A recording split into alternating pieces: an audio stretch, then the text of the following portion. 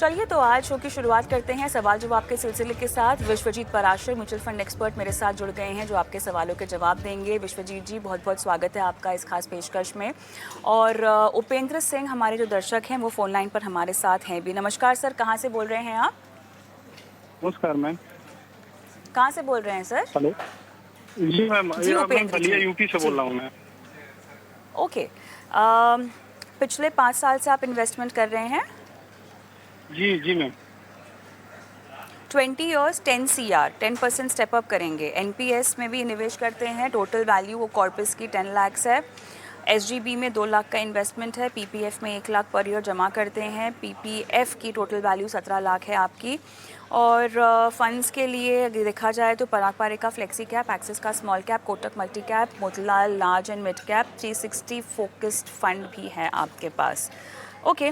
जी ma'am. 9.5 lakh का आपकी portfolio में वैल्यू है। तो ये जो आपका लक्ष्य है 10 CR का अगले 20 जी साल मैम। में, ये सभी तरह के इन्वेस्टमेंट ऑप्शंस मिलाकर है कि केवल म्यूचुअल फंड्स में जो आपका निवेश है उसी का टारगेट आपने ये रखा हुआ है? न मैम, टोटल इन्वेस्टमेंट को मिलाकर। टोटल इन्वेस्टमेंट आप चाहते हैं कि सब मिलाकर जी आपको मैम। जो है 10 CR मिल जाए। ये जी क्या रिटायरमेंट का टारगेट है? जी मैम, मैं यूपी पुलिस में 6 साल से नौकरी करता हूँ मैं। Okay okay okay. जी। चलिए बताते हैं कि ऐसे अचीव होगा। विश्वजीत जी, कितना एसआईपी इनको बढ़ाना पड़ेगा? बाकी इनके पास निवेश भी है, पर मैं चाहती हूँ कि अगर हम केवल म्यूचुअल फंड के पोर्टफोलियो को ही लेकर आगे चलें। बाकी जो निवेश है वो काफ़ी सही है। सोने में रखा हुआ है इन्होंने। इनके पास इसमें भी है, एनपीएस में भी है। सोने में हालांकि अभी नया निवेश करना है तो एसजीबी आपके लिए ऑप्शन नहीं होगा। आपको कुछ ईटीएफ या गोल्ड फंड आप कंसिडर करना पड़ेगा शायद। बट ओवरऑल आपकी जो प्लानिंग है इनके लिए विश्वजीत जी, वो केवल म्यूचुअल फंड पोर्टफोलियो के जरिए 10 CR इकट्ठा करने की है कि आपने तमाम निवेश के विकल्पों को भी काउंटिंग किया है स्ट्रैटेजी बताने के लिए? बिल्कुल कविता जी नमस्कार।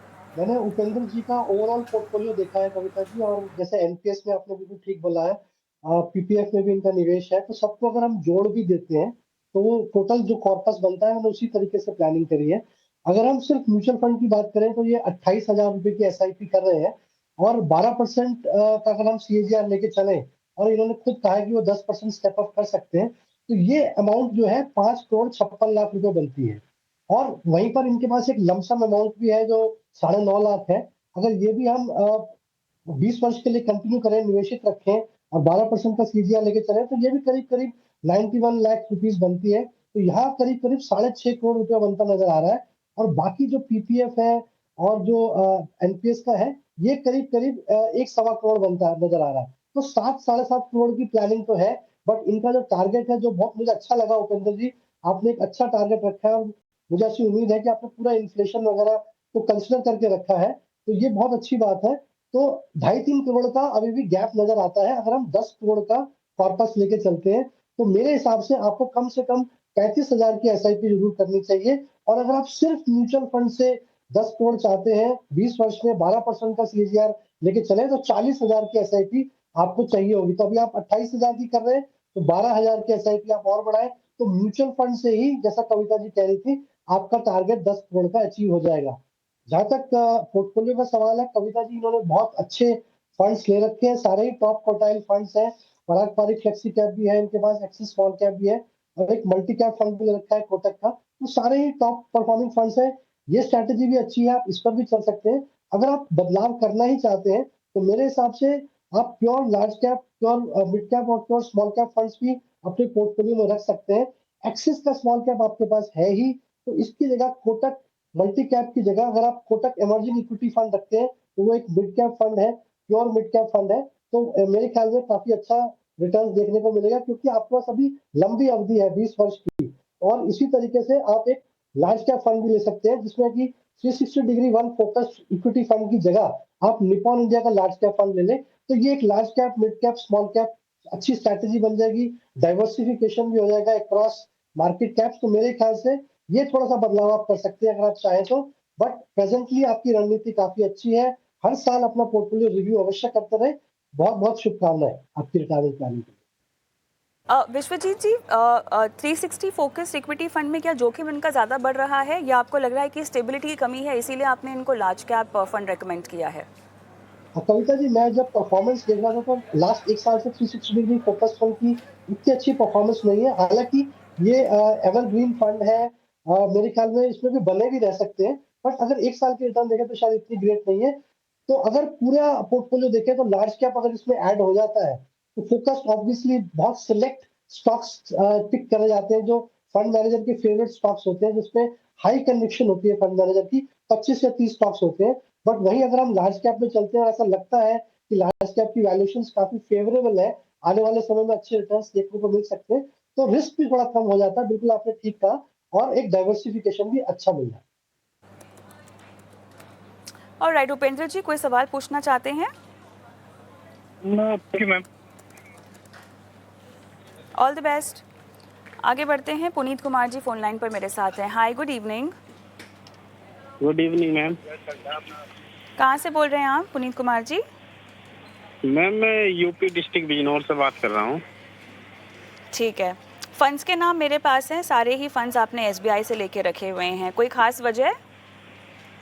मैम मैं एसबीआई के ही लेना चाह रहा था, यही पसंद है मुझे। तो मैम मैं इसमें ये रिव्यू कराना चाह रहा हूँ, क्या जो मेरा मतलब जो मेरा फंड है और जो जितने की मैंने एसआईपी की हुई है सारा भेज रखा है, ये सही है मैम या कुछ इसमें बदलाव करना है मुझे? बिल्कुल, बताते हैं आपको क्या करना चाहिए। और एक और जी। चीज़ पे आपको सलाह देंगे, हालांकि आप वो सलाह मांगते हुए दिखाई नहीं दे रहे हैं, मुझे सुनाई भी नहीं दे रहे हैं, लेकिन एक ही फंड हाउस के सारे फंड्स खरीदने से आपको घाटा भी हो सकता है। आपको पसंद है एसबीआई, मैं जानती हूँ देश की सबसे बड़ी एएमसी है और फंड्स भी इनके अच्छे हैं जो परफॉर्म भी अच्छा करते हैं, लेकिन डाइवर्सिफिकेशन की ज़रूरत होती है।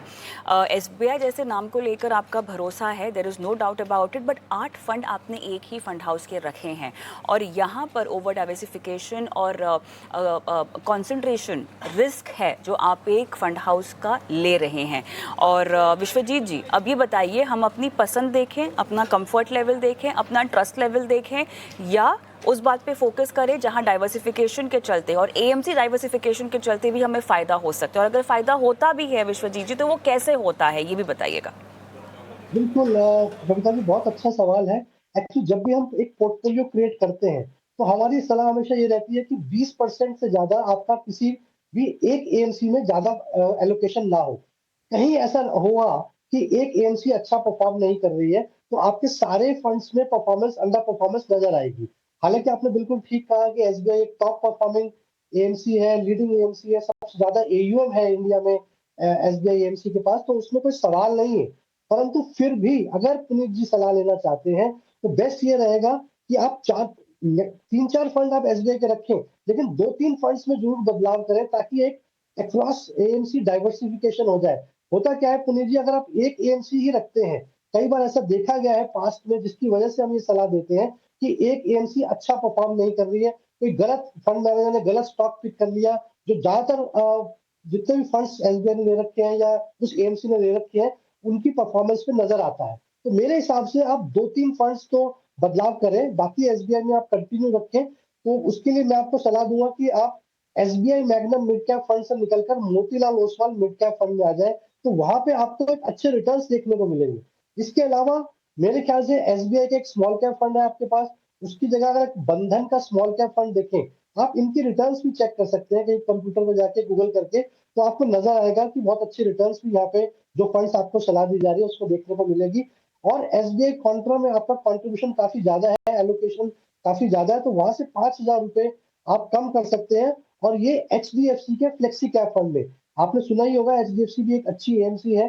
तो ऐसे 2-3 बड़ी बड़ी एएमसी आपको बताई जा रही है, तो उसमें 2-3 फंड्स का आप बदलाव करें। बाकी मेरे हिसाब से आपकी एसआईपी अमाउंट अच्छी है। 5,000 रुपए अगर आप और बढ़ाते हैं तो आप 2 करोड़ का जो आपका लक्ष्य है आप उसमें आराम से अचीव कर पाएंगे। अच्छी अच्छी अमाउंट एसआईपी कर रहे हैं, बस 5,000 और इंक्रीज करें तो आपका 2 करोड़ का जो लक्ष्य है वो आराम से अचीव हो जाएगा।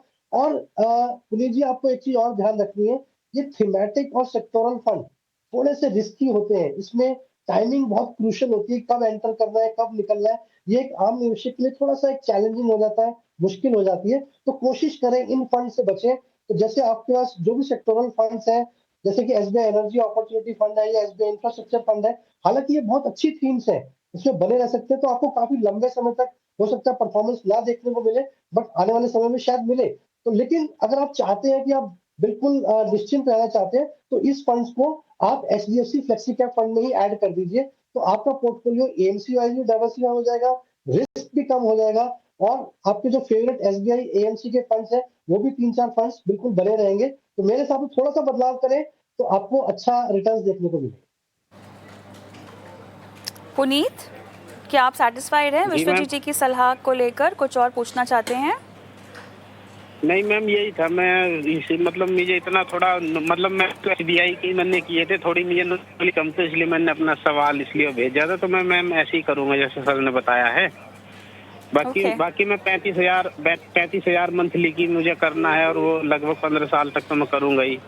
ये था ठीक है। जी। ऑल द बेस्ट पुनीत जी। मंगल राम पटेल जी का सवाल लेंगे। नमस्कार, नमस्ते मैडम। कैसे हैं सर? Good evening. बस आराम है मैडम जी।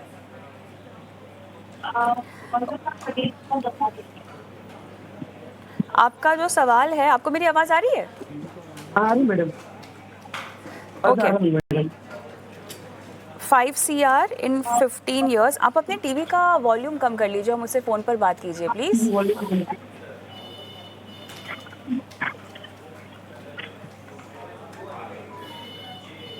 परफेक्ट। 5 CR इन 15 years और 36,000 के SIP कर रहे हैं। 2 लाख आप लमसम कर रहे हैं ईयरली।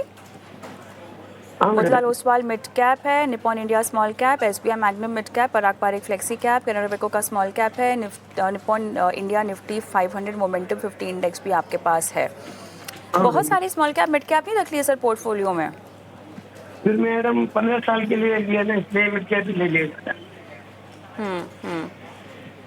चलिए, भले ही आपका टाइम होराइजन लंबा है, लेकिन उसके बावजूद थोड़ी सी स्टेबिलिटी चाहिए होती है पोर्टफोलियो में, क्योंकि लंबे वक्त में भले ही हम कहते हैं कि आपका रिस्क कम हो जाता है और कहीं ना कहीं वहाँ पे एवरेजिंग भी हो जाती है, बट स्टेबिलिटी के लिए, उतार चढ़ाव से बचने के लिए लार्ज कैप्स का होना बहुत ज़रूरी है। हालांकि एक फ्लेक्सी कैप के ज़रिए आपको लार्ज कैप का एक्सपोजर मिल तो रहा है, लेकिन ये डेफिनेटली और बढ़ाया भी जा सकता है। विश्वजीत जी, क्या इनके पोर्टफोलियो से आपको जोखिम कम करना होगा? पहले क्या रणनीति होगी? तो कविता जी, आपने बिल्कुल बेस्ट फरमाया। ये जो ऐसी एक धारणा है कि मिड कैप स्मॉल कैप में बहुत अच्छे रिटर्न्स बनते हैं लॉन्ग टर्म में, बिल्कुल वो सही है। पर ऐसा भी साइकिल आती है कि कुछ साल सिर्फ लार्ज कैप फंड में अच्छे रिटर्न्स बनते हैं, और वहीं जो आपने बिल्कुल ठीक बोला कविता जी, स्टेबिलिटी तो आती ही है पोर्टफोलियो में, बट ऐसे फेजेस भी आते हैं कि लार्ज कैप में अच्छे रिटर्न्स बनते हैं और कुछ साल मिड कैप स्मॉल कैप में नहीं बनते। इसी वजह से हम एक डाइवर्सिफाइड पोर्टफोलियो बनाते हैं, जिसमें लार्ज कैप भी हो, मिड कैप भी हो, स्मॉल कैप भी हो। तो लार्ज कैप से स्टेबिलिटी के अलावा अच्छे रिटर्न्स भी देखने को मिल सकते हैं। तो ये बिल्कुल ना सोचें कि अगर आप लॉन्ग टर्म कर रहे हैं तो सारा ही मिड कैप स्मॉल कैप में हो। थोड़ा बहुत पोर्शन 40-50% लार्ज कैप में भी होना चाहिए। जैसा कि आपने एक फ्लेक्सी कैप फंड ले रखा है, उसमें लार्ज कैप का एक्सपोजर है। तो अगर आपका गोल देखें मंगत राम जी, तो आप 36,000 की SIP कर रहे हैं, 12% का CAGR लेके चले, तो ये 15 वर्ष में 1,81,00,000 ही बनता है। वहीं पर आप 2 लाख रुपए जो आपका लमसम है, ये करीब करीब 84 लाख रुपए बन जाता है। तो भी गैप है, अगर 2 लाख, क्योंकि आप हर वर्ष डाल रहे हैं। तो अगर हम देखें तो ये सारा मिला के 2,65,00,000 बनता है, और 2,35,00,000 का गैप अभी भी नजर आता है। तो आपको करना क्या है, बहुत सिंपल है, क्योंकि 15 वर्ष का टाइम है। बस इतना सा करना है कि हर साल आपको 15% का अपने SIP में स्टेप अप करना है। अगर 36,000 कर रहे हैं तो करीब 4,000 रुपए बढ़ा दें अगले साल, फिर ऐसे से करके 4, 4,500, 5,000 रुपए हर साल अपनी SIP बढ़ाते जाएं, ताकि आपका जो गोल है वो आराम से अचीव हो सके। और 5 करोड़ का गोल अचीव हो सकता है अगर आप 15% का हर वर्ष स्टेप अप करते हैं अपनी एनुअल SIP में। अब अगर हम पोर्टफोलियो देखें तो 2 मिड कैप फंड है, SBI का मैग्नम मिड कैप फंड भी है, और मोतीलाल ओसवाल का मिड कैप फंड भी है। तो मेरी ये सलाह रहेगी, फंड में एक डाइवर्सिफिकेशन के लिए इन्वेस्टमेंट स्टाइल चेंज कर सकते हैं, जिसको हम वैल्यू स्टाइल कहते हैं। ये सारे फंड जो है ग्रोथ स्टाइल फंड्स हैं। अगर हम एक वैल्यू स्टाइल फंड डालते हैं तो कभी कभी ऐसा होता है, कुछ समय वैल्यू स्टाइल फंड्स बहुत अच्छा परफॉर्म करते हैं। तो एक फंड जो है SBI मैग्नम मिड कैप से चेंज कर आप SBI के कॉन्ट्रा फंड में चले जाए। तो वो एक डिफरेंट इन्वेस्टमेंट स्टाइल आपके पोर्टफोलियो में ऐड हो जाएगा।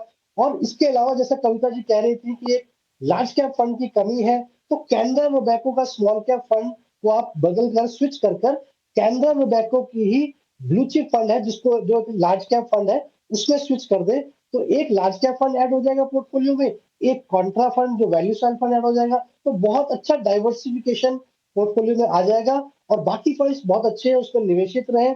और ये दो फंड्स हैं, तो कहीं ना कहीं एक एक फंड डिफरेंट कैटेगरी में भी चला जाएगा, तो मेरे हिसाब से एक अच्छा रिस्क रिवॉर्ड बैलेंस हो जाएगा। तो थोड़ा सा 15% का स्टेप अप करें और ये दो छोटे छोटे बदलाव करें, तो मंगल राम जी आप अपने गोल के बहुत नजदीक पहुंच जाए। मंगल राम जी, चेंजेस आपको ठीक लग रहे हैं? हाँ, लग तो रहे मैडम, और तो अभी आगे अभी कौन सा फंड बंद करना पड़ेगा मैडम? अभी मैं शेयर तो लिया हुआ फंड है ना, जी तो बिल्कुल, किस में करना है? जी वही जी आपको बताया मंगल राम है जी, अभी मैंने switching. Last cap Mangal Ram selection करना है। जी मंगल राम जी, जो सलाह अभी दी गई है वो अगर आप सुन नहीं पाए हैं किसी वजह से, तो मैं आपसे रिक्वेस्ट करूंगी कि ये जो हमारा शो है चैनल के यूट्यूब पर जाता है, वहाँ पर आप देख सकते हैं, और जो सलाह आपने मिस की है वो आपको वहाँ सुनाई देगी, आप नोट डाउन भी कर सकते हैं। दूसरे दर्शक हमारे जो हैं वो फ़ोन लाइन पर जुड़े हुए हैं, उनसे जुड़ते हैं। जॉयदीप साहा, मेरे ख्याल से इनका सवाल यूट्यूब से है। इन्हें अपनी एसआईपी की शुरुआत करनी है, फ़िलहाल कोई भी एक्सपीरियंस नहीं है इन्वेस्टमेंट का, और 3 साल की बेटी है, उसकी पढ़ाई के लिए इनको पैसे इकट्ठा करने हैं। एसआईपी ड्यूरेशन 15 साल है, टारगेट इज़ 1 CR। बिल्कुल बहुत स्ट्रेट फॉरवर्ड सवाल है कविता जी। जयदीप जी चिल्ड्रन एजुकेशन के लिए फंड जोड़ना चाहते हैं, 1 करोड़ बहुत अच्छा लक्ष्य है, क्योंकि 3 वर्ष की बिटिया है, तो 15 वर्ष बाद बिल्कुल 18 साल की जब होंगी तो वो हायर एजुकेशन के लिए जाएंगी। तो 1 करोड़ का इन्होंने लक्ष्य रखा हुआ है। 20,400 रुपए की एसआईपी अगर शुरुआत करते हैं 15 वर्ष के लिए, तो 12% का सीएजीआर लेके चले तो ये 1 करोड़ के लक्ष्य तक आराम से पहुंच जाएंगे।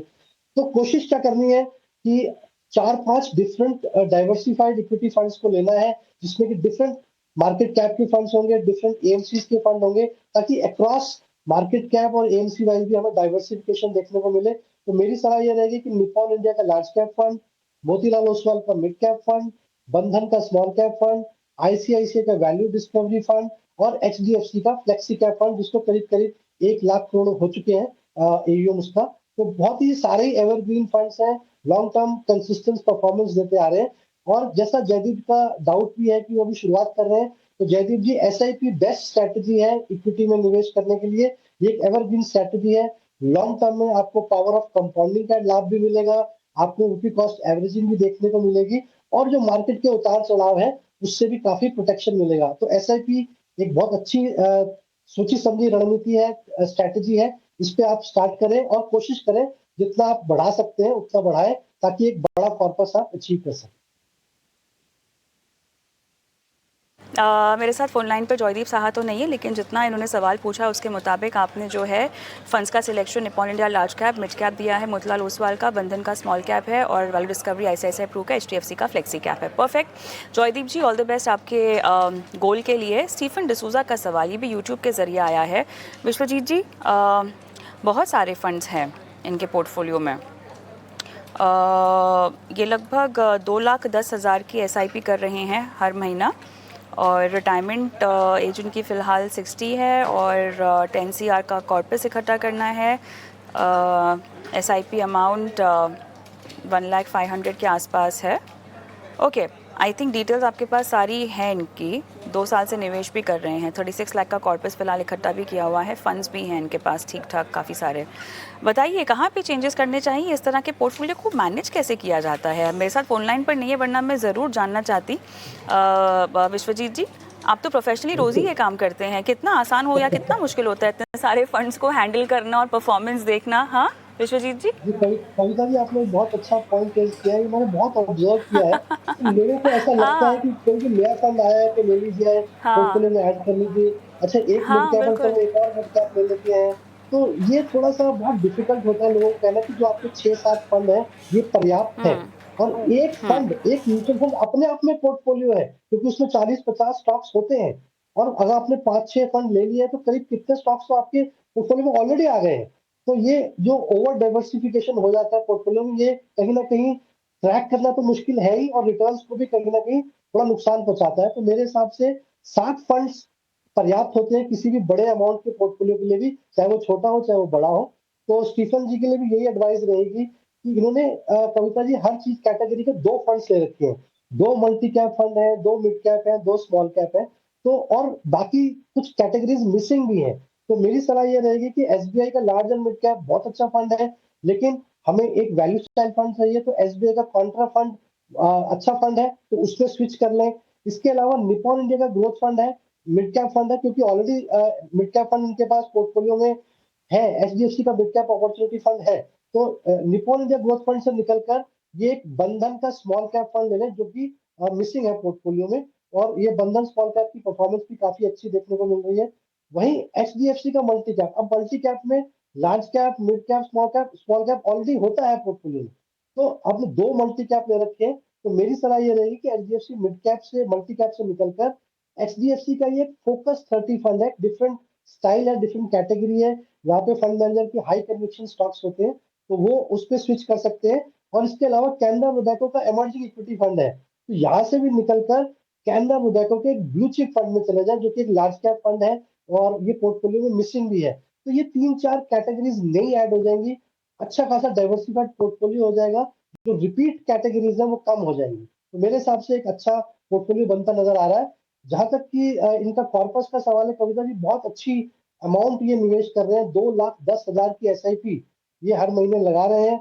बहुत बड़ा योगदान है म्यूचुअल फंड इंडस्ट्री को, क्योंकि जो जो डोमेस्टिक इन्वेस्टर्स की एसआईपी है, यही हमारी मार्केट की एक बहुत बड़ी स्ट्रेंथ है, चाहे एफआईज आए चाहे ना आए।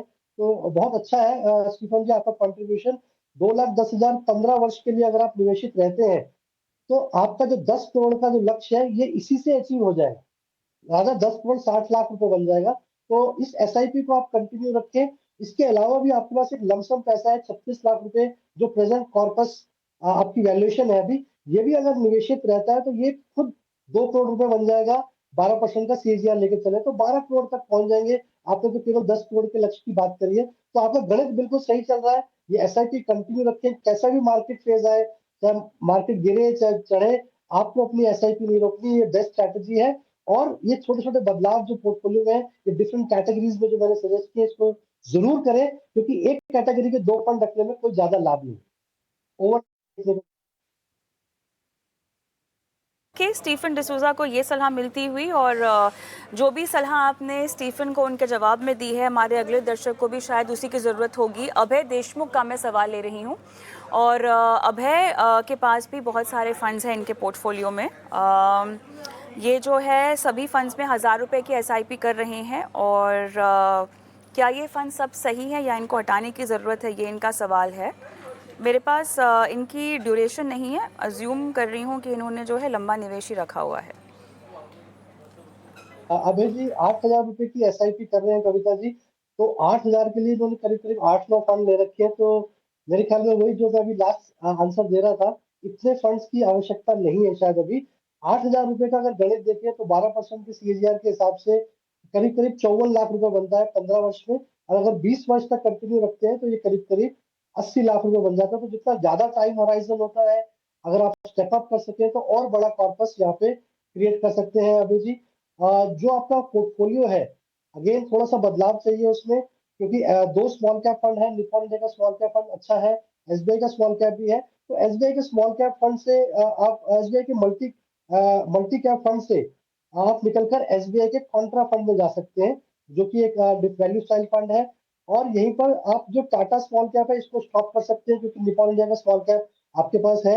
एसबीआई का कॉन फंड भी आप यहाँ पे स्टॉप कर सकते हैं, 1,000 रुपए जो कर रहे हैं, और ये मोतीलाल ओसवाल के लार्ज कैप फंड में आप शिफ्ट कर दें और एचडीएफसी के फ्लेक्सी कैप फंड में शिफ्ट कर दें, तो ये 1,000 रुपए उन फंड्स में चले जाएंगे, वहां पे 2,000 रुपए हो जाएंगे, और ये 2-3 फंड्स जो है कम हो जाएंगे। तो मेरे ख्याल से 5-6 फंड पर्याप्त है, और अपनी एसआईपी को बढ़ाएं, और जितना लंबा टाइम होराइजन हो उतना अच्छा है, पावर ऑफ कंपाउंडिंग का लाभ मिलेगा, एक बड़ा पर्पस आप बना पाएंगे। तो बहुत बहुत शुभकामनाएं अभय जी। आई थिंक इसी के साथ सवाल जवाब का हमारा सेशन आज यही समाप्त होता है। विश्वजीत जी, आपने समय दिया और दर्शकों की फाइनेंशियल प्लानिंग की, उनके पोर्टफोलियो पर उनको सलाह दी, बहुत बहुत धन्यवाद आपका।